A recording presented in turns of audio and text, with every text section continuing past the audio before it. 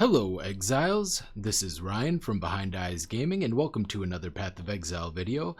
In today's video I'm going to do the final follow-up for this Lightning Tendrils Raider using Sandstorm Visage, Marlene's Fallacy, and Trypanon to basically cheese my way to 100% crit chance, and I currently have 754% multi.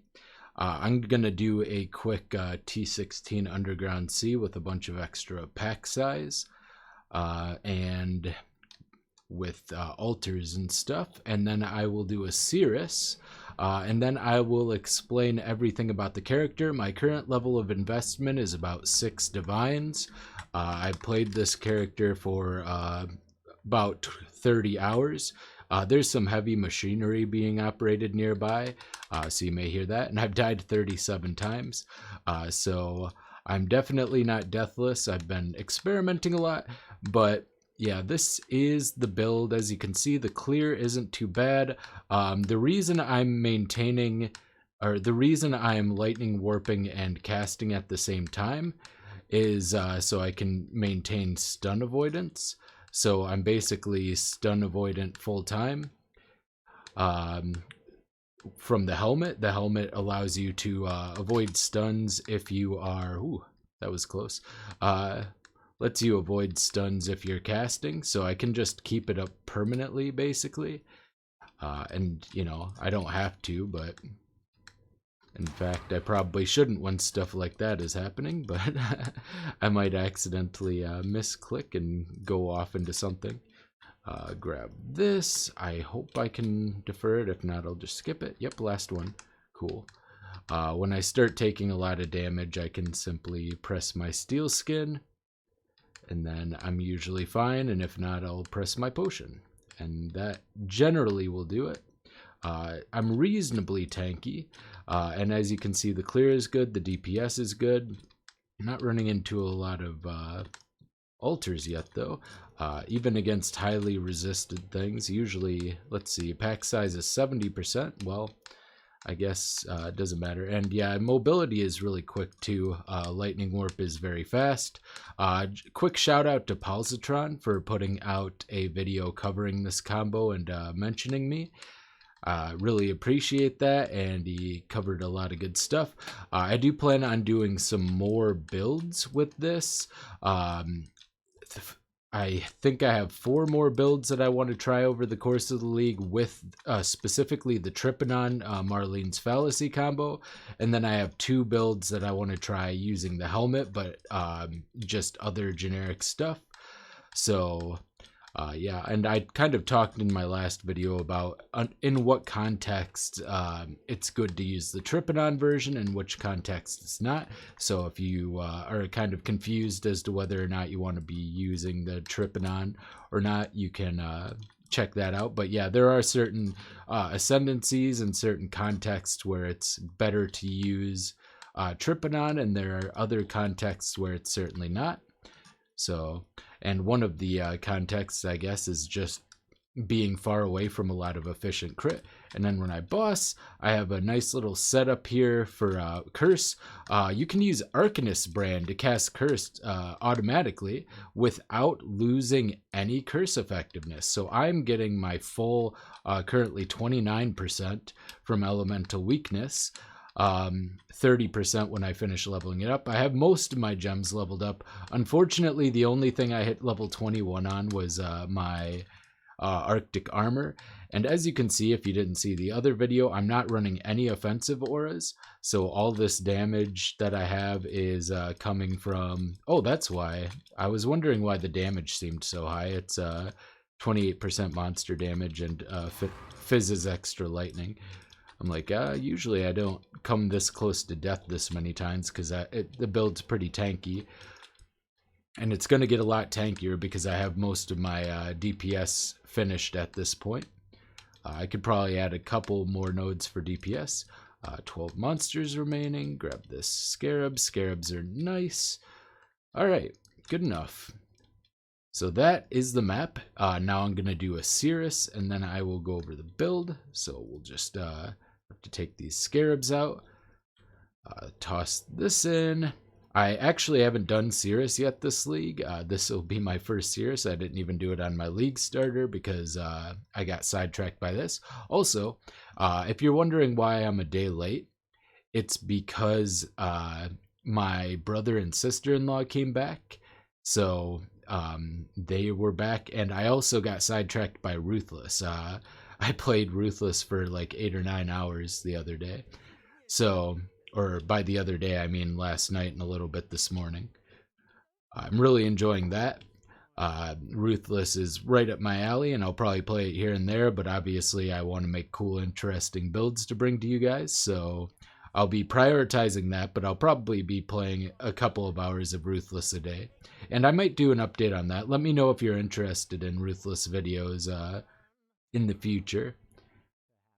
Alright, I'm really bad at the Sirus fight, so there's a possibility I'll die, but I am also kind of pretty durable against a lot of his attacks, as long as I'm not, you know, bad and dumb, which I am sometimes bad and dumb, so we will see. So yeah, I'll just go walk under him here.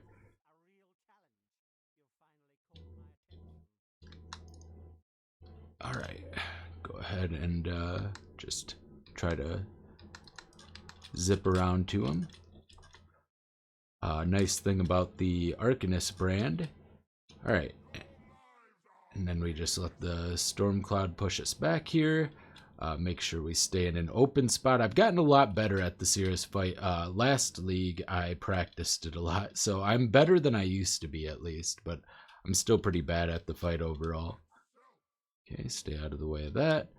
I should, in theory, be able to tank a lot of his spells, but there you go. Just need to get underneath him so we can get him back into this.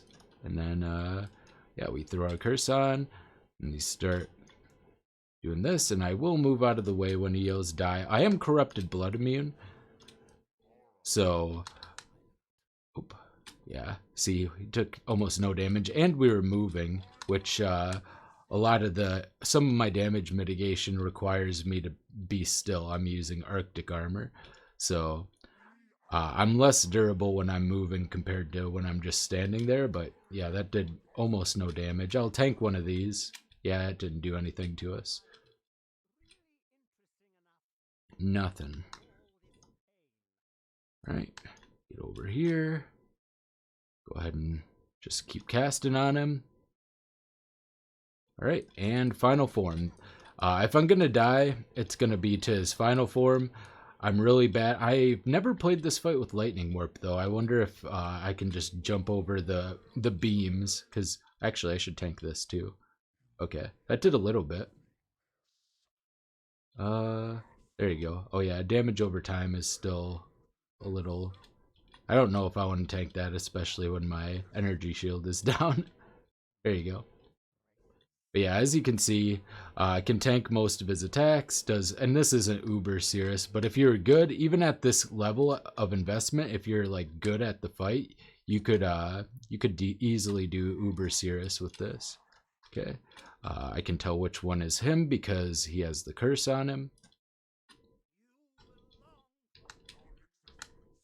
Okay, just get over the beams. Yeah, Lightning Warp's actually really nice in this fight. Huh. Oh, he's over here. Okay. Nice and easy maze. Alright. Yeah, I can still get over that stuff there. And I do have coal, luckily. Oh, I'm not sure. Oh, it's this one here.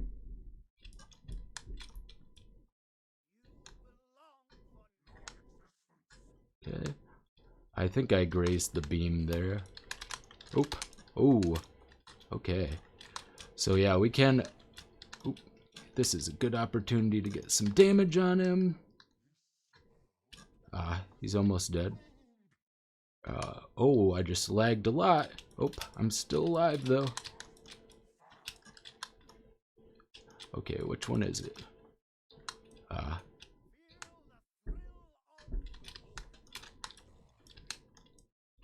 Okay. Just need to get on him. There you go. Alright. That was a little rough, but it wasn't too bad. Alright, what belt is this? Huh, Burden of Truth. Cool, cool, cool. All right, so that was the map, and that was Sirus. You know, currently my level of investment isn't that high yet, but as you can see, pretty durable, pretty decent damage overall. Pretty cool build. Can tank most of Sirus's attacks. And yeah, I'll just go over the gear. And then I will go over the tree. The tree hasn't really changed that much, but actually the gear's changed a little bit. So specifically the glove, I have a different ring and different gloves, I guess. But yeah, I still got the Tripinon with the area of effect corruption. Still rocking Sandstorm Visage. I could have tried to buy a better one because this one is kind of low roll on the ES, and also yeah, the cast speed's a mid roll. So I could have tried to get a better one, but I decided not to. I did quality up my Marlene's Fallacy. This took a while because people were selling the crit catalyst for very high variances of prices, and just it was kind of hard. But now it has 284% global crit multi, but 48% less crit strike chance. But even before our inspiration charges, we did build just enough crit to still maintain 100%, as you can see here. I have 114% cast speed, which is pretty nice. But yeah, I've allocated Dreamer. This was really important. One of the biggest issues I had was maintaining my mana. So between Inspiration, level 20 Clarity, wherever I have that socketed in, I'm not really sure. Is it up here? Yeah, level 20 Clarity, Inspiration, and Dreamer. I'm pretty much set, so I don't have an offensive one. If you can gear out the necessity for this, then yeah, you would be able to put another damage anoint on there, and that would be really strong. Tree is pretty much the same, except I had to, if I wanted to run my level 21 Steel Skin as well as Petrified Blood, because I'm I think, yeah, 155 strength on that and 159. So I actually did have to take prowess. If you can add more strength, you'll get another point to put into like life energy shield, because even as tanky as we are, this build would just get more and more tanky.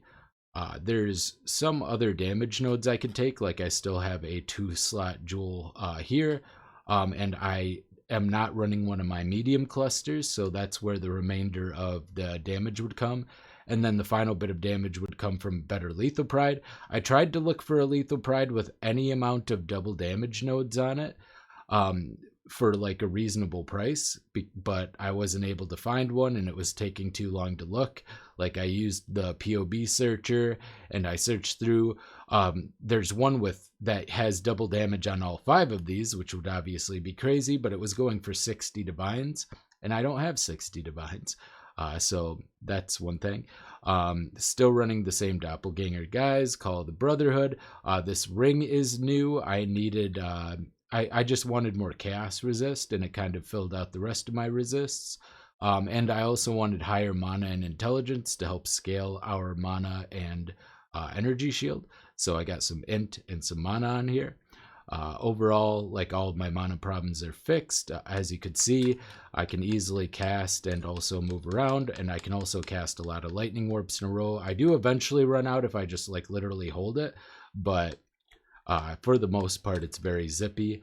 And for that, I'm running Lightning Warp with faster casting, less duration, and Swift Affliction. Swift Affliction also has less duration of supported skills and damaging ailments they afflict, which lowers the duration of the cast for this. So with all that all qualitied up, I have a massive amount of less duration, so my Lightning Warps are pretty much instant. And also, I believe it scales with your movement speed, so if I could get higher movement speed somehow. I mean, I have a lot of movement speed because I'm a raider, so I have permanent onslaught, so I'm at 53 movement speed as a baseline, and when Quicksilver's up, I'm at 99%, and then it goes even faster. So yeah, basically just cast speed, less duration, and movement speed will scale that, making you move pretty much as fast as you can click, really. So yeah, the other piece of gear I changed is Command of the Pit. I got a 2 Abyss one. I actually self-farmed this just doing Delve. I got it from one of the Delve bosses. It's got 10% cast speed, but only 4% max life, unfortunately. But the important thing is it has 2 abyssal sockets, which I'm using. I have better abyss jewels now. I have spell lightning damage while wielding two-hand on all 3 of them, including some other good stats. So this is a good 5 property. I actually got this for a bargain. This was like 15 chaos. And it gives me everything I need. I need strength, life, energy shield, chance to avoid bleeding, which I'm almost at 100%, and I'm also corrupted blood immune. So I'm basically like set. And if I do have a bleed, unless it's a crazy one, this applies to damage over time, the 39% less. So that's big as well. So that was a huge jewel, good snipe for me. Then I have this one, which had resistances that I needed because in order to get this ring, I needed to get resist on a couple of jewels, and also I had resist on my gloves before.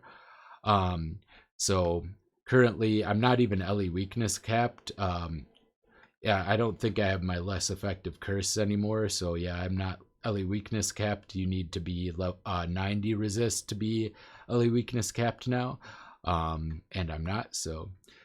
But yeah, I got this bunch of damage and resists. This one has int, resist, and then the spell lightning damage while wielding a two-handed. So I got a bunch of extra flat damage, some extra cast speed.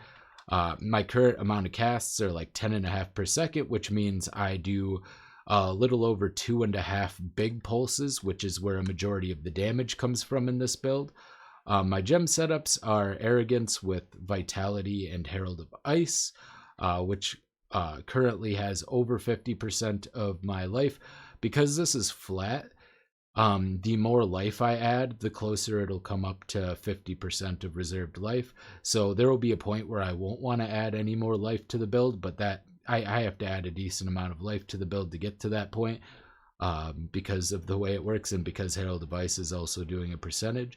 My regen per second, my life regen per second, is actually 372, and I only have 1346 unreserved life.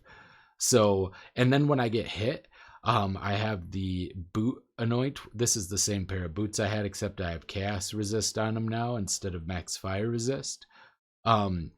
But I got the boot lab enchant, which gives me 2% life regen if I was hit recently, and then if I get hit, I regenerate 10% of my life over 1 second. My max life is right around 3,000, so 12% is like another 360.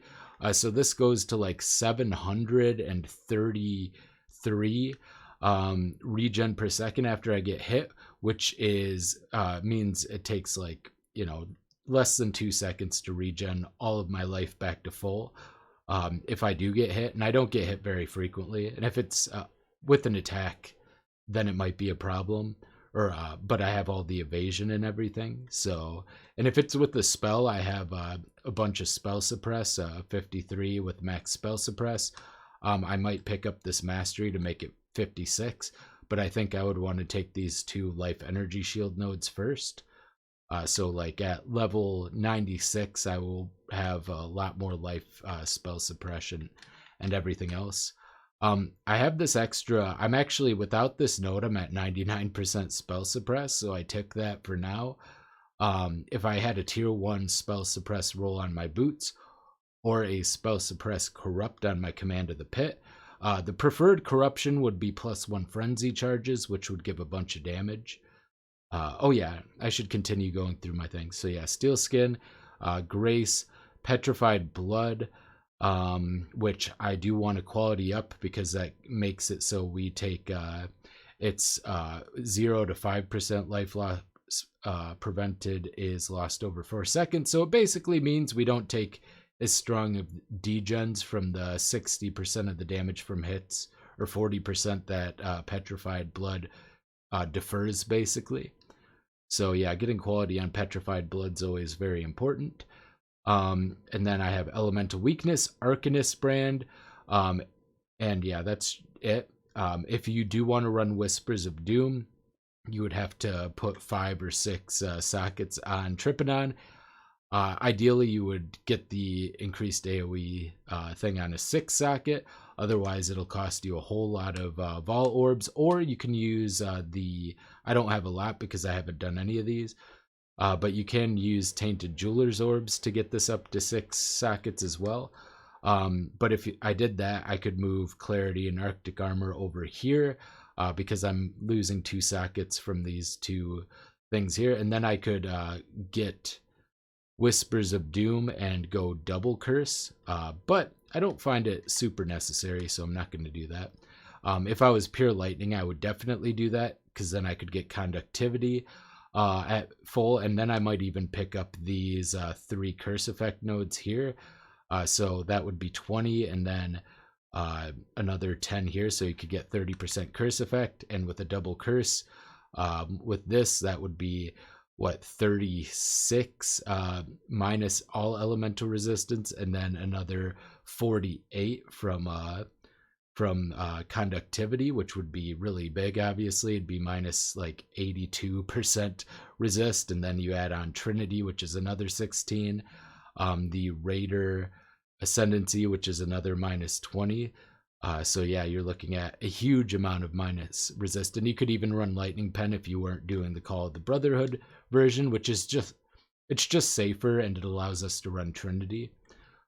Yeah, main link setup is Phantasmal Lightning, Tendrils, Inspiration. I'm kind of all over the place, sorry. Haven't been getting much sleep lately.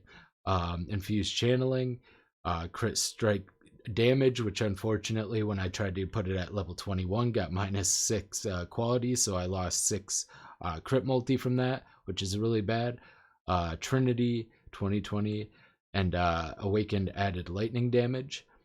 So yeah, good stuff here. Another huge damage boost would also come from Corrupt. If you could get a 6-link Doppelganger's Guise with +1 all skill gem levels, it would bump up added Awakened Lightning, and of course the Phantasmal Lightning Tendrils. And I believe you also get an extra penetration from Trinity at level 21. And of course you could push this further by actually having all these gems level 21. And then you could get +2 as a double corrupt area gems, which would put you at a total of like 25 gem level instead of 21 or 24 or 25. I'm not really sure. But yeah, you could get a lot of damage that way. Really huge there. But yeah, this belt is just a lot of resistances. This is from my Frostblades Raider. I just kept it, or Frostblades Trickster rather. Yeah, and flasks are all just gain a charge when you deal a critical strike with cast speed, with movement speed, which helps both our repositioning and our lightning warp. Sulfur flask with the reduced effective curse on us. Spell damage leech to ZS on a Stibnite flask. So with all of our flasks up, we're sitting at 26,000, 84% chance to evade. And that's because of the Watcher's Eye that I showed last time, which I'm still using the same one. No offensive Watcher's Eye still. No offensive auras. So all that damage you saw is literally just coming from like the Trypanon, the opportunity cost basically. And then of course our cluster jewels. So yeah, that's all of the main gear. And the gem link setups. I think I covered all of the gem links. Yep, I did.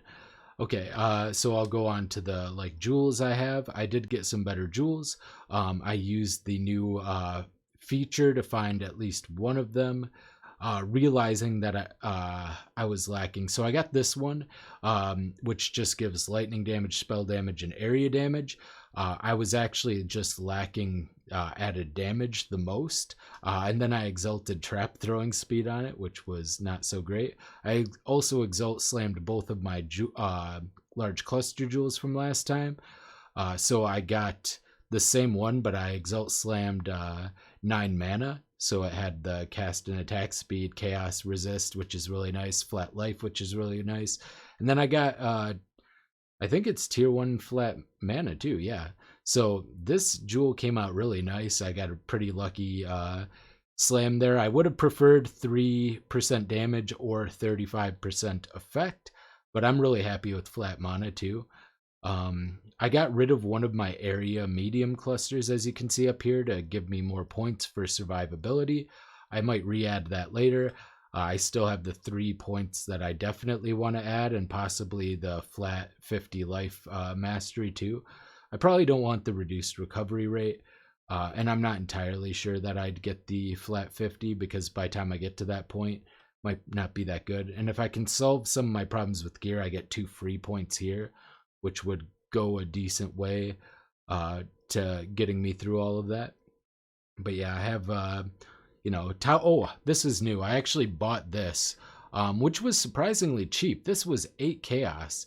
So I looked for Magnifier Towering Threat for passive, 8 chaos, which blows my mind because that's like one of the better combos. So this gives me 10 AoE and 8 life, and then 10 AoE and 10% crit multi. So that's pretty huge. But yeah, these are the same ones that I already had. Magnifier Pressure Points for the double damage and crit multi with AoE. Total AoE of the build currently is did I accidentally weapon swap? I didn't. It's only 65. Oh yeah, it's only 65 because I dropped these 3 nodes, which were giving me 30%. So I had 95, but I decided I didn't need all that much. I just went with more damage and defense. So yeah, that is that. This jewel I also exalt slammed, and this one I got 4 flat mana, which is fine. It's fine. It's not a lot of mana, but every little bit of mana helps with this build. And then yeah, exactly the same thing. Magnifier Pressure Points. This jewel is the same one. It's really bad for my damage. Doesn't give me all that much. Just 3% cast speed, 13 crit multi, and I guess reservation efficiency is nice. Without it, I would still, I believe, have enough to do everything. Yeah. So the reservation efficiency actually isn't affecting me at all. But the corrupted blood immunity is really important, especially for fights like Sirus. We could also achieve that by getting one with evil and then getting the mastery. Oh yeah, that's another important thing. I actually got the all resist and chaos resist mastery here, specifically because just to make gearing a little bit easier. Other than that, I think everything's the same besides like the things I spec'd out of. So like that, yeah, everything's the same. So if I wasn't wasting these 2 points, I could put them into like another jewel slot.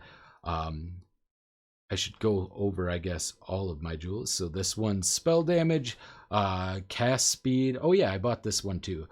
This one was a little more pricey. I think it was like 30 chaos. So double cast speed, so 8%, 11 spell damage, 16 multi. It's actually quite nice. I think I replaced one of my just like stacking a lot of multi jewels with this, because I needed more non-multi stuff. Turns out multi does have diminishing returns, and pretty much have reached that. Even at 100%, 750 is about the point where you're better off investing in other damage stats, so like cast speed and, just damage. So like your cold damage, spell damage, area damage, that kind of thing. Yep. This jewel's still the same. And last jewel. I think I already had this one. Yeah, so it's just 3 cast speed, 16 multi, 11 spell damage. I exalt slam this one, hit fire damage, which is suboptimal, obviously, but what you gonna do? So now I'm going to explain how the build works, why it's so sorry about that. Explain how the build works, where it gets its damage, where it gets its tankiness, because it probably doesn't look like it should be tanky. My unreserved HP pool is less than 2200, I think. So yeah, because I have 846 energy shield and then 1346 unreserved life. So it doesn't seem like I should be very tanky, but I was taking almost no damage from Sirus hits. I tanked his balls. I tanked some of the random spells he dropped on the ground. I tanked his beams. Didn't have any problem with it. How am I that tanky? And where am I getting this with, 20 whatever, 20 some hundred life, 2200 life basically, all things unreserved. Well, so doppelgangers, guys, and Arctic armor have a really strong synergy together from physical things. First of all, I'm not getting hit by attacks very often at all. So that's an important thing. Like with my flasks up, which they're always up, I went over my flasks. The chance to gain a flash charge when you deal a critical strike, if it's around 30%, that means I'm going to be gaining 3 charges per second because I'm casting over 10 times per second. That's really high. Like 3 flash charges per second is enough to maintain full-time uptime on all of these, and that's if I'm not killing. That's just straight up when I'm fighting a boss. Obviously, like there are times when I can't be DPSing the boss, like if they're in an immunity phase, but they charge back up really quick. So we have insane uptime on the flasks. You probably saw it during the map and during the Sirus fight. They're just up a lot. So I have that going for me. So I'm going to be at like 87 or 84% or whatever it was, chance to evade. So I'm not getting hit by attacks very often at all. Basically 1 in 84 attacks will hit me. When they do hit me, it is going to be, if it's a physical attack, 39% less, and then an additional 21% less, which is 48% of the damage I'll be taking. That is further mitigated by petrified blood. So I'll take, and I also have a small amount of additional physical mitigation from this, but it's only 5% physical taken as fire. If I had more than this, I'd be even more durable. But okay, so I take 48%. Now add to that the petrified blood. Petrified blood basically defers 40% of the damage, and then 79% of what I would have lost from that is prevented over time. I think this goes to 75% if I get it fully qualitied, or 80 something percent, I mean. No, 75, it goes down. So I basically only take 60% immediately out of that 48%, a little less than 48. Let's call it 47 or 46, counting the fizz taken as fire. So out of that, additionally, I only take 60% of that. So even with our very modest 2200 life pool, basically, it would take, without steel skin, it would take a hit of, I think, like 8,800 physical hit to actually one-shot us. And then the damage that's deferred is counteracted by our huge regen pool, which is, like I said, it only takes less than 2 seconds to regen back up to full, basically from 0. So if it almost kills us, and if it doesn't almost kill us, we regen obviously faster than that back up. So that's really big. So we have all those layers of mitigation. With steel skin up, it's going to take a physical damage hit of 14,000 to one-shot us. Those basically don't exist except under really unique circumstances. Now, the kinds of attacks that can kill us are when you get physical as an extra elemental, and you get a bunch of those stacked together. So the map showcase, you saw we had 28% increased monster damage and 126 or something percent physical as extra lightning. If you do that, plus you have like shrines as well, or altars that also give enemies physical as extra elemental, that kind of stuff can occasionally one-shot you. But once again, we're overcapped on resistances a little bit, so that's mitigated slightly, and we don't get hit by attacks very often because of our high evasion. So it's not too much to worry about. And if it's fire, Arctic armor actually mitigates that as well, as long as we're standing still, which we generally always are because we're channeling and moving via our lightning warp. So that is how the mitigation works on this. And then of course for spells, that's mitigated even further because of spell suppress. The hit from an elemental spell required to kill us would be immense. It would require like a bunch of extra damage mods and then like a crit on top of that from something that has like, you know, a bunch of rare modifiers and auras and stuff. It would be like out of this world for a elemental spell to kill us. For a physical spell, similar, because it goes through our spell suppression and then double mitigated. For a chaos spell, we also have 24 chaos resist, and this also gives us less chaos damage taken while sane too. So I don't even think chaos damage, and this applies to dots, by the way, and against damage over time chaos we have 64 resist. And damage over time is further mitigated by our regen. So basically all of these mitigation, regen, and avoidance factors kind of combine together to make us very, very hard to kill. I hope you understood all that. It's a lot. A lot of my characters like to take these convoluted, multi-layered defenses and kind of stack them all together. And I like to use like less often used, like off-meta ones. Oh yeah, and the last layer of defense I forgot to talk about is Ghost Dance. We get Ghost Shrouds every 3 seconds, or every 2 seconds, up to 3. And when hit, we lose a Ghost Shroud to recover energy shield equal to 3% of our evasion rating. Our max energy shield is less than 3% of our evasion rating. So yeah, we just pop right back up to full basically. So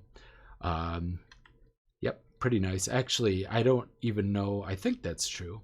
Hang on. So it'd be like, what, 450 right now with this up. Ooh, yeah, maybe not. Maybe we actually do need a little bit more evasion to fully make use of this. But yeah, regardless, we get pretty close to back up to full when Ghost Shrouds pop. I'm too lazy to do the math at the moment. I probably should have had that figured out beforehand. Oh yeah, and if we do get more evasion and want more, we can get this mastery, which gives 3% of our mana as extra energy shield. That'll be a nice little buff as well, because we have a good amount of mana. So, and that'll be base, so it'll be multiplied by all the percentage. But anyway, I'm kind of, I get off topic. I get a little bit rambly, especially when I'm tired. So that's the mechanics. As far as the offensive mechanics, well, there's the obvious initial thing that this is all based around. So this is all based around this having max crit chance and getting 284 crit multi from one amulet for basically no opportunity cost. We also have Culling Strike, which is basically another 10% more multiplier on top of that. And then additionally, we have Phantasmal Lightning Tendrils. Now you can use this with any spell, but I think this is a really cool way to scale this because we have such a huge multiplier already from all this crit multi. Having another really big, I need to back off so I can stretch my knee out. Kind of have a weird setup here where my knee's a little cramped. All right, got my leg up. But yeah, basically the way it's set up is that every 4 pulses, which we do 10 per second, a huge pulse that does 450% more damage will hit. Now, because this alternate quality lowers the base damage by a less damage multiplier, you know, our little pulses are going to be doing very, very little damage. Honestly, the little pulse is probably still enough to clear your average mob, your average trash mob. They're still doing like 150,000 damage with little pulses, but where the real good stuff comes in is those big pulses. Those big pulses are doing like over 1 million. I think it's like 1.3 to 1.5 million on average on those big pulses. Now, when you combine that with 10% of those big pulses between our 2 pressure points will be double damage, we can get like 3 million on an somewhat average or slightly above average roll from a single pulse. That only happens 10% of the time. We're doing 2.5 pulses per second, so that's going to happen every 10 seconds you're channeling on average, but when it happens you really notice it. And because it's lightning damage, there's a huge variance in rolls, so every once in a while you're going to notice this huge chunk. You're probably hitting for like 5 million from a single pulse. That's really cool. It's nice to have that. It's part of the reason I wanted to make that more consistent. Like if I were to get 2 double damage rolls on Lethal Pride here, I would double the frequency that would happen. It would happen roughly every 2 seconds on average over time. And that would be really huge, having like 5 million damage pulses or 3 to 5 million damage pulses potentially every 2 seconds. Really big. But yeah, that is part of that. And then we're using Inspiration, Infused Channeling, Increased Crit Damage, Trinity, and Awakened Added Lightning. Awakened Added Lightning scales 2 ways, adds a bunch of flat damage, and then also gives us an additional level on Phantasmal Lightning Tendrils. Usually a level on a gem is worth in between 10 and 15% more damage to the base. So that is pretty big. Obviously, that's muddied a little bit with added damage from various other sources. It ends up being realistically less than that, probably more like 8 to like 13% more, but that's still quite a bit more on top of adding that base. So this is a really valuable link. Trinity is insane. The way we enable Trinity is called the Brotherhood, which puts 43% at my current level of quality of our lightning damage to cold damage. We also have a little bit of extra cold damage to spells from this and from Herald of Ice. So it means that really close to half of our damage ends up being cold when it's all settled. And they both roll separately. And because the roll for lightning is so huge, it's 63 to 1191. And then half converted to cold. Because those rolls are so different, we never have to worry about keeping Trinity up. So any lightning spell plus Call of the Brotherhood means you can run Trinity basically, especially if you're running Herald of Ice or some other source of added cold. Like if you wanted to, for instance, if you could generate frenzy charges, which we can, another option would have been to add like Ice Bite. But Herald of Ice just adds clear, especially if you're scaling AoE, you get big juicy clear, big pops. So yeah, we just have a lot of more damage multipliers on top of 2 really huge more damage multipliers from Phantasmal Lightning Tendrils itself. And also, oh yeah, and I have one additional scaler, Pain Attunement. And ideally, if you really wanted to min-max this, you would push it even farther. And you could figure out a way to fit in Righteous Fire into the build, which would give you another 30% more damage multiplier, which would right away give us another, like, it would put us to like 2 million average big pulses basically, with the occasional outlier being up to 8 million on double damage rolls. So really, really huge here. So if you want to really invest in this build, I put about 6 divines. If you want to put it in like 20, 40, 50, 100 plus divines, you could push this build to insane heights. And you could do it with any spell. This could be Spark. You just get projectile stuff instead of AoE stuff. This could be Flame Blast. You just get fire large clusters instead of cold one or lightning ones. You know, this could be Winter Orb. Although if you're going Winter Orb, maybe rather than Raider, it might be better actually to do Deadeye, which I could do and I might do. I could use all of the exact same gear. I would just spec out of my Ascendancy points here for like 40 regrets. Go to the lab, repick my Ascendancy, get Deadeye instead, and then you get 2 additional projectiles, which scales really well, and you get Tailwind with all the cast speed. We'd be channeling up to 10 Winter Orbs really fast, and then we would also, when we're actually channeling, it would go at insane speeds with the increased frequency. So that's another option. So overall, really cool build. This is my final update on it. I'm really happy with how it turned out overall. Obviously I'd like to min-max it more. Like I'd like to run some labs, get a Lightning Tendrils enchant on here, either for AoE or for damage. I'd like to have like Corrupted Command Pits and Doppelganger guys. Stuff like that would be really huge. You know, other than that, there's not a lot of other min-maxing I could do realistically, I guess. There probably is, but like I could get, for instance, Scorched Ground on this, which would give me even more penetration. I'm already getting a lot of penetration via, you know, everything. Well, I didn't show the tooltip DPS, but with my frenzy charges, even the tooltip goes up to like 1.3 or 1.2 million, which is pretty high for a tooltip because it doesn't factor in like shock and penetration and all of that. So that's really cool. So you get to see big numbers as well. So really nice. It's great for delves. You can just spin around in a circle while standing in the middle, and if like some sort of like like some sort of field hazard goes on, you just pop your steel skin. You never have to actually move. I guess you could avoid things if you wanted, but like I said, all you have to do is while you're continuing to channel. So yeah, we're stun immune, we're ailment immune, we're corrupted blood immune, we're mostly bleed immune.